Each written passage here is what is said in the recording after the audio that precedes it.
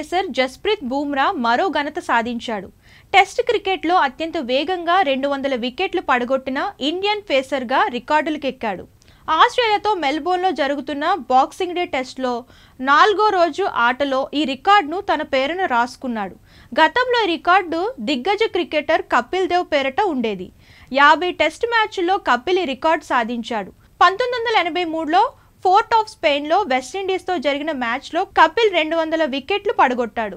బూమ్రా ఇప్పుడు 44 టెస్టుల్లోనే 200 వికెట్లు మైలురాయిని చేరుకున్నాడు.